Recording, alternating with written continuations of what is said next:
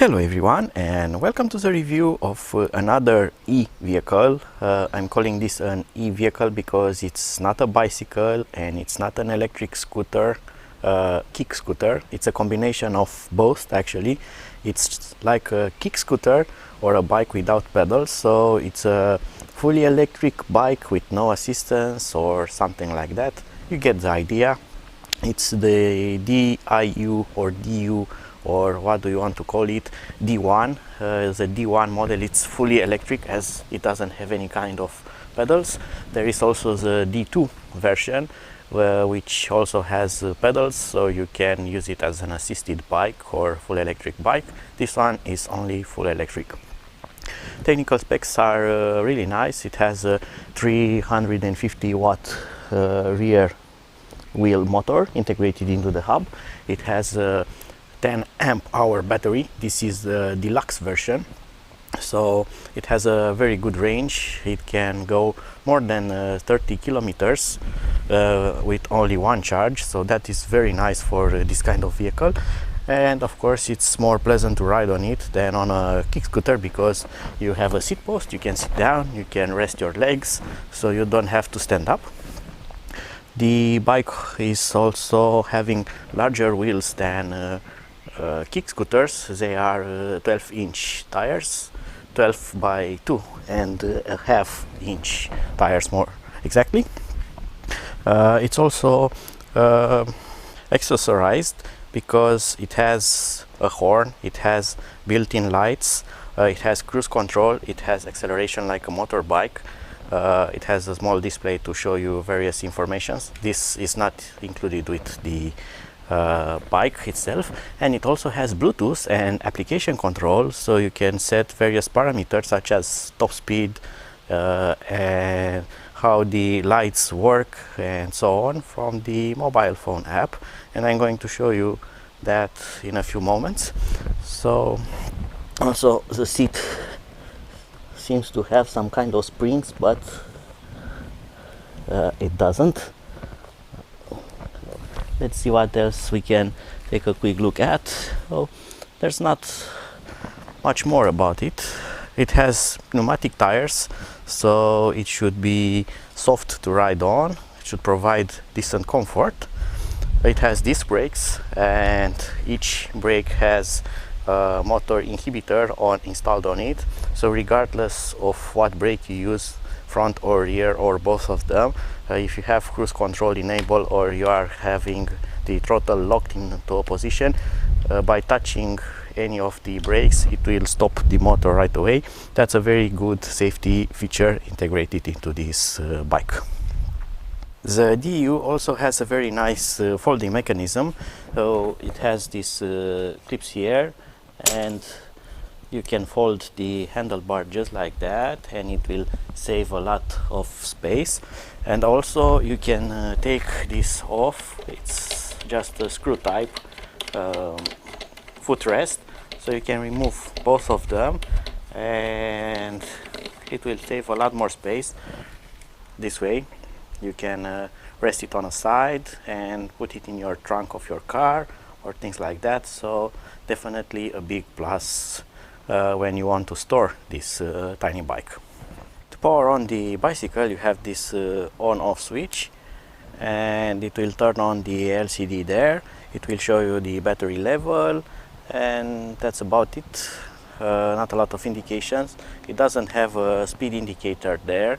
You need to use the app if you want to see the speed that you are running on, and there's no indication of using the cruise control, so the display is just basic voltage display with the logo on it. Now I'm going to start screen recorder on my mobile phone because otherwise you will not be able to see anything, so hopefully this will work. And I think that is now working, so I'm going to enable Bluetooth and I'm going to open the app for the bike, and let's see if it will connect or not. It's searching, and it needs GPS to be enabled. Alright, so I'm going to enable GPS. GPS is now enabled, so I'm going to go back, and it has found it, the DYU D1, and it's now connected. So what do you get on the screen? It's a speed indicator that works also when you are going backwards. That's cool. You have battery level, you have temperature, probably the battery temperature, and let's see what else we get. So in settings we get speed settings, where you can adjust the maximum speed of the scooter. Startup settings, zero start, press acceleration startup, non-zero start. That's very nice. You can actually make the throttle work by standing. So now I'm not pushing it, and if I press the accelerator, the bike will start without needing any kind of kick from my side. So that's the lazy mode, as I like to call it. Bluetooth name, you can rename the bike. Lock password, cruise control, and you can enable or disable it. Headlight settings, you can put them on auto, on manual, or manually trigger them off. So the bike should have a light sensor, and when it's dark outside, it will turn the lights automatically on and will turn them off when not needed. You also can override them and set them on. Power assisted gears, it's not available on this bike. This is for the D2 model, where you can select the adjustment for the pedelec sensor. And what else we have? Basic information, it's the bike ID, voltage, and current draw. Let's see, does the current draw? Yes, it updates. That's nice. You can see how much power it draws. And self-checking, I don't need to check the bike. Does this do anything else? Yes, you have a tracker app built in, so it will show you grass, speed, and things like that. That is actually nice. Hopefully it will not download the map of China and will work with my local map. I will see if that works, and that's it. No more other things. Oh, I did something and it shows me. Okay, so it's hidden up there. You can see current mileage, general mileage, and running time. Right, so the app works really nice. So now I should prepare to take it for a spin to get an idea of how it runs.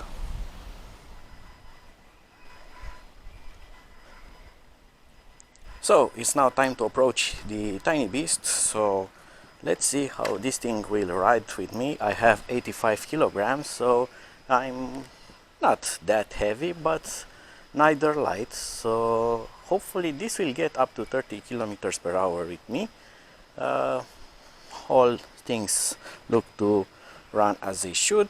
I feel rather comfortable on it, as small as it is, and I'm going to show you some footage of me and how I stand on it. Definitely very comfortable on bumps, a lot more comfortable than on the scooters, on the kick scooters, because you are standing on a seat post which is soft. You are not standing on your feet, and the tires are larger and softer, so they take the shocks in a lot more better. Let's see, I'm going to give it full throttle. It's nice. Oh, that's nice. And yes, you get the feeling of the higher speed that you don't get from the scooter. And also it's nice, as when you release the throttle, there's no electric brake on the scooter, so it will just coast.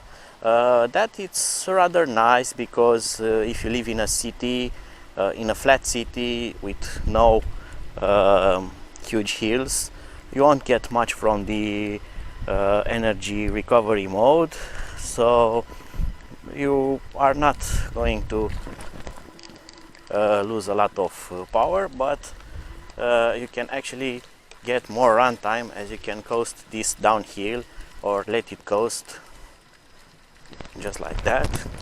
Nice, very nice. I like how it also handles for its size.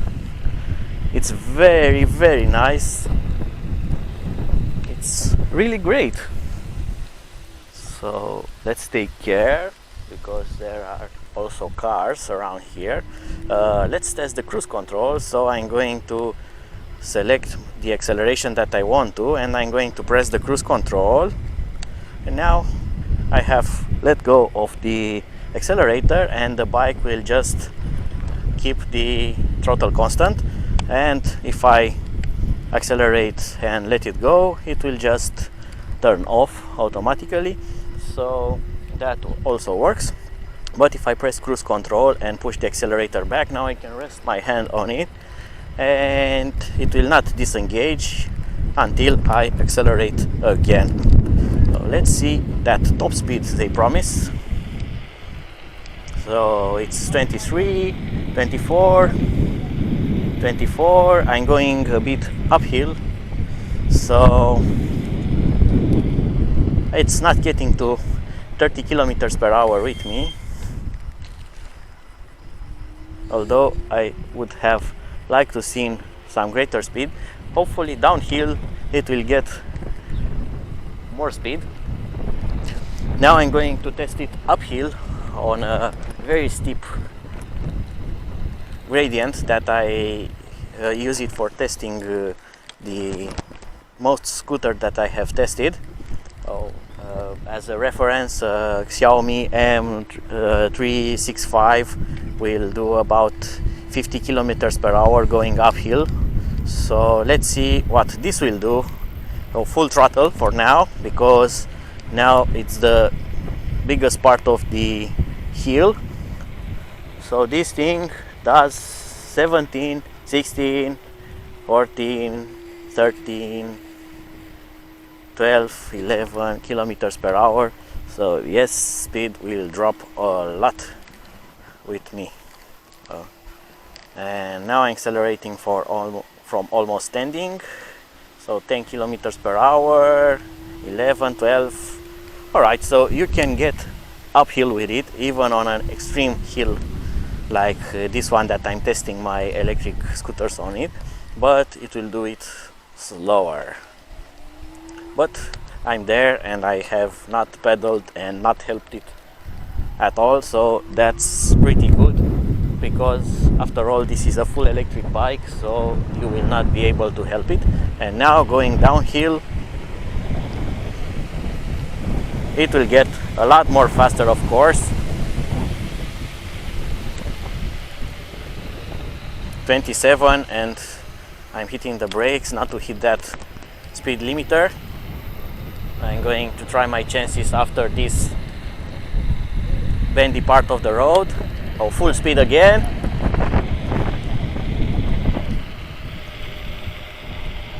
And it's 28 kilometers per hour. And now I'm braking. The brakes are really nice. Really nice. They are very progressive. You can control them and brake gently or hard. And when I say it's very progressive, because they have a big space that you can work on them, as the lever will have a lot of movement. I don't know if you can see that, but that's really nice, because you can avoid slippage or falling with the scooter by accidentally locking the front brake or things like that. Oh, and this is really cool, really fun.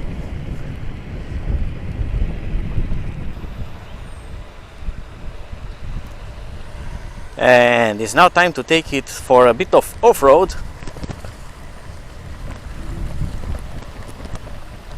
Let's see how it copes. Well, this is really nice. It's very comfortable, surprisingly comfortable on even on a bumpy ride. This doesn't have any kind of suspension, it's only in the tires, but having larger tires makes it really pleasant to ride on. And I'm going to do something else. I'm going to adjust this camera angle so you get also some nice rear facing footage, just like that. And time to hop on and kick on the accelerator. It's also very quiet. It doesn't make a lot of noise. The motor is really silent. There are scooters that have a lot more noise than this bike. The motor only has a pleasant a humming noise, and that's all of it. There's no drama there. There's no cogging noise. There's no weird vibrations. There's no gearing sound. Just a pleasant electric hum that gives you an idea that you are running an electric motor and nothing else.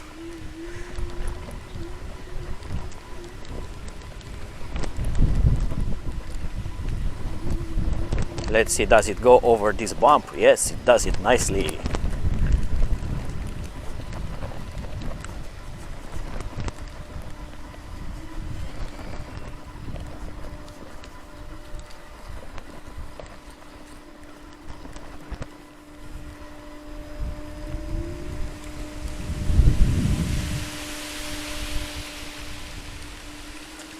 And it's also very maneuverable.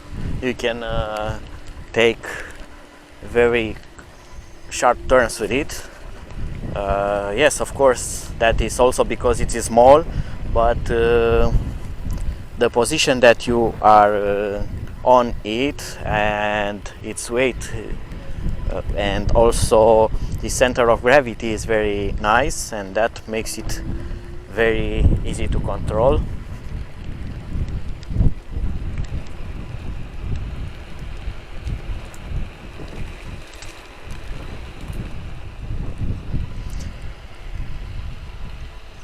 So I haven't tested the horn, and let's test it. It's something, not very powerful, but very good for maybe pedestrians or something like that, but not for signaling a car with it, because it's not that powerful that you would have imagined. Right, so I'm going to stop for a second and I'm going to look into the app. Hopefully I will be able to see something. I don't know why I cannot get to the 30 kilometers per hour. Maybe it's just my weight.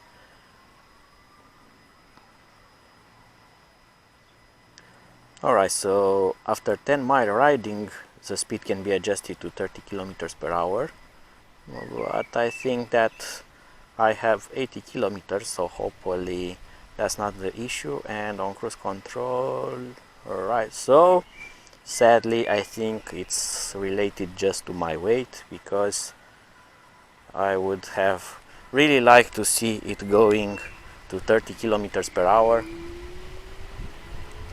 It does seem fast, but let's try something else from the app. So I'm going to start the GPS thing here. Activities, no activities. It doesn't show me on the map, but it shows me the GPS speed. So let's try that again. Let's see if I get 30 kilometers per hour on GPS. And nope, it doesn't want to get up to 30 kilometers per hour. Let's try on a longer stretch of road.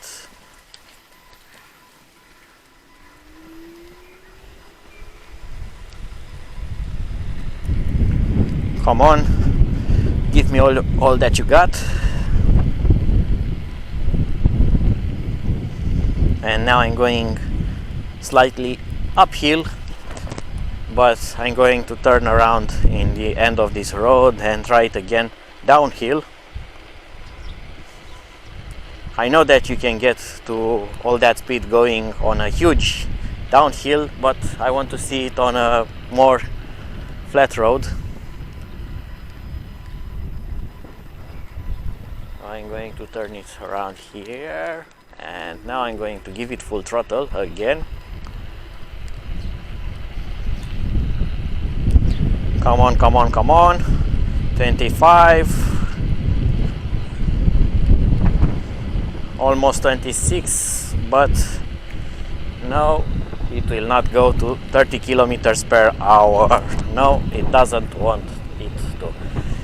So in this moment, I don't know if it's related to a kind of limiter built into the scooter, or it's related to my weight.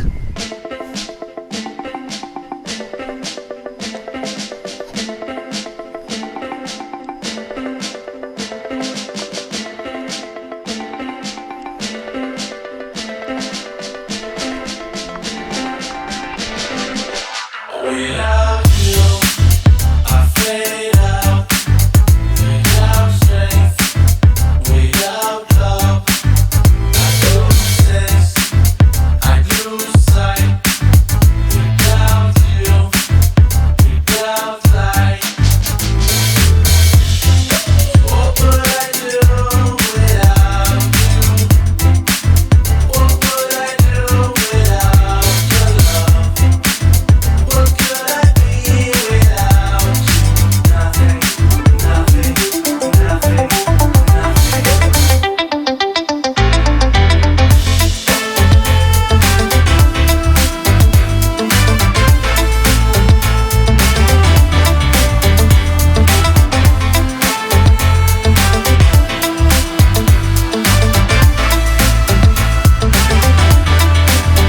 Without you, I lose hope. Without lust, And now the test run is over, and I can tell you some conclusions about this tiny bike. I really like it. Very sincere, I really like it how it handles. It looks small, it looks very small, but it's actually very comfortable. Better than I was expecting it to be at this size. The wheels are really nice, very soft, let's call them, and I'm calling them soft in comparison with kick scooters, and they are large enough to provide you some cushioning on bad roads, so that's very nice. The range is very good because I have rode it a lot. There's not all the riding in the video because it would have been too long, but as you can see, it has 3 bars left, only used 1 bar, so it's around 75% range remaining. You need to know that in the app it will show you the range, the battery volume. It's lesser than it actually is. I don't know why. Maybe it's kind of a power reserve to scare you that you don't have much battery remaining, but it will actually go longer than that. It's actually a good thing because you will not kill the battery by going full zero with it. It will show you a bit less and you will charge it again sooner, and that's better to protect the battery. Other than this, I think that 30 kilometers per hour with 85 kilograms is really achievable with this bike. Maybe even more if you don't go full speed with it. The only con until now, you already know it, it doesn't go up to 30 kilometers per hour with me. Maybe with someone else which is lighter than me, it will go to that speed. I would really love to get it to be a bit more faster, but maybe that's the way it works, and that's the way it keeps its range decent and plenty of to have. So I hope that you have enjoyed this review. Be sure to follow my next uploads because I'm definitely going to test other electric vehicles, hopefully as soon as possible. Until then, see you and bye bye.